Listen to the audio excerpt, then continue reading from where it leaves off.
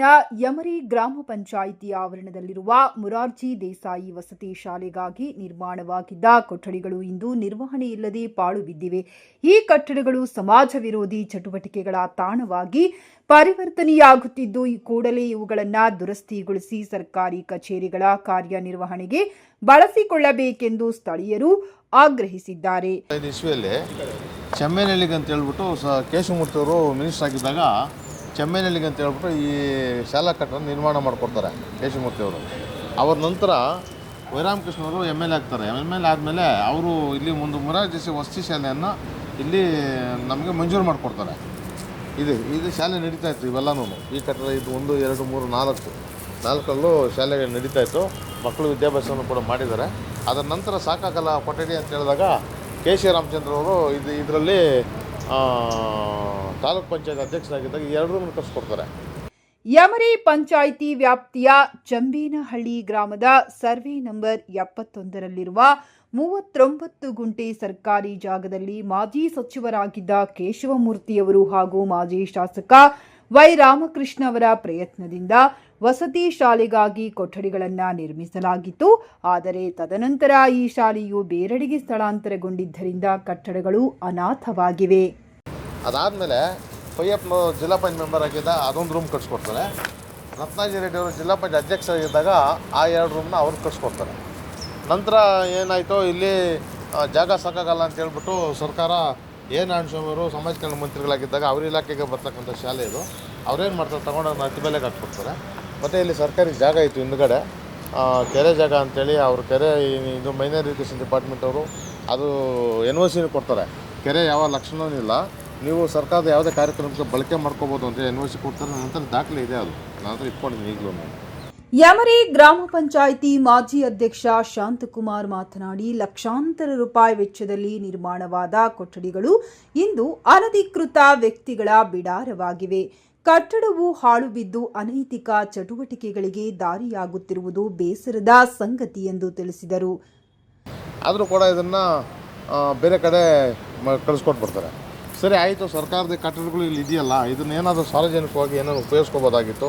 ಇಲ್ಲ ಒಂದು ಆಸ್ಪತ್ರೆ ಆಗಲಿ, ಇಲ್ಲ ಒಂದು ಸಬ್ರಿಸ್ ಆಫೀಸ್, ಅಲ್ಲಿ ಪಾರ್ಕಿಂಗ್ ಕೂಡ ಇಲ್ಲ, ಅಲ್ಲಿ ಬಾಡಿಗೆಯಲ್ಲಿ ಇದ್ದಾರೆ, ಅದನ್ನು ತೊಗೊಂಬಂದು ಇಲ್ಲ ಹಾಕ್ಕೋಬೋದಲ್ಲ, ಹಾಕ್ಕೊಳ್ಳಿ ಅಂತ ಹೇಳಿದ್ರೆ ಈ ನೋಡಿ ಇಲ್ಲಿ ಏನು ಅವಸ್ಥೆ ಆಗಿದೆ. ಇಲ್ಲಿ ಯಾರೋ ವಾಸ ಇದ್ದಾರೆ, ಅದರಲ್ಲಿ ಯಾರೋ ವಾಸ ಇದ್ದಾರೆ.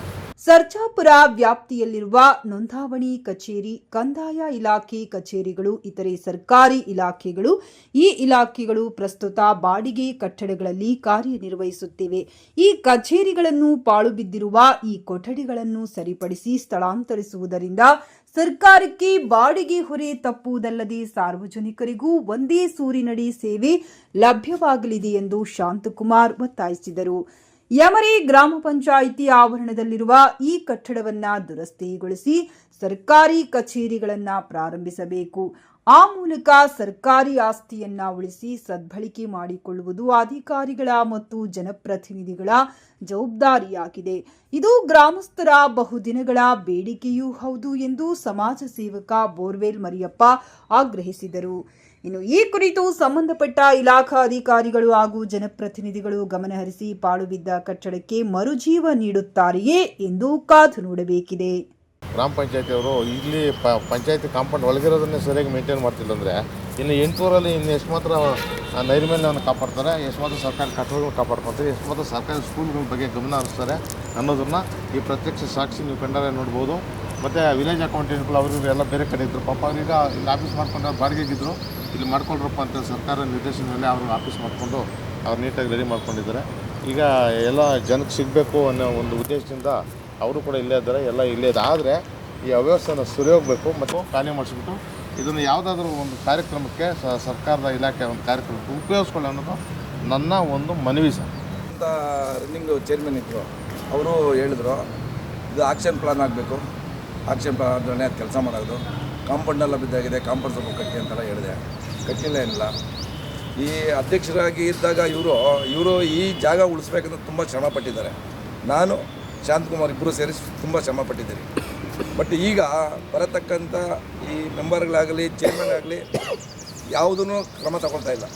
ಸುಮ್ಮನೆ ನಾವು ಹೇಳೋವರ್ಕೇ ಅವ್ರಿಗೆ ಹೇಳಿದಾದ್ಮೇಲೆ ಅವ್ನು ಹೇಳ್ಕೊಂಡು ಹೋಗ್ಲಿ ಬಿಡು ಅಂತೇಳಿ ನಮಗೆ ಅಷ್ಟು ಕೇರ್ಲೆಸ್ ಮಾಡ್ತಾಯಿದ್ದಾರೆ.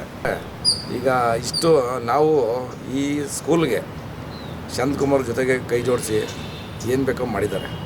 ಪಾಪ ಆಗಿನ ಕಾಲಕ್ಕೆ ತುಂಬ ಕಷ್ಟ, ಎಲ್ಲೆಲ್ಲೋ ಯಾವ ಆಫೀಸ್ಗೆ ಕರ್ಕೊಂಡೋಗಿ ಎಲ್ಲೆಲ್ಲೋ ಏನೇನೋ ಬೇಕೋ ಮಾಡ್ಕೊಂಡು ಬಂದಿದ್ದಾರೆ. ಈಗ ಇರೋ ಜನಕ್ಕೆ ದುಡ್ಡಿದ್ದು ಕೂಡ ಕೆಲಸ ಮಾಡ್ತಾಯಿಲ್ಲ. ಕಾಂಪೌಂಡೆಲ್ಲ ಹಾಳಾಗಿದೆ. ಇದು ನೋಡಿ ಕಸ, ಇದು ಪಂಚಾಯತ್ ಆಫೀಸಾ? ಹಾಳು ಬಿದ್ದು ಕುಂಪೆ ಇದ್ದಂಗಿದೆ.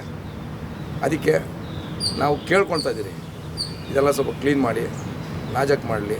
ಯಾವುದನ್ನ ಈಗ ಶಾಂತಕುಮಾರ್ ಹೇಳ್ದಂಗೆ ಈ ಆಫೀಸ್ನ ಏನಾದರೂ ಮತ್ತೆ ತೆರವುಗೊಳಿಸಿ ಒಳ್ಳೆ ಅಭಿವೃದ್ಧಿ ಮಾಡಲಿ ಅಂತೇಳಿ ಕೇಳ್ಕೊತಾ ಇದ್ದೀನಿ ಅಷ್ಟೇ.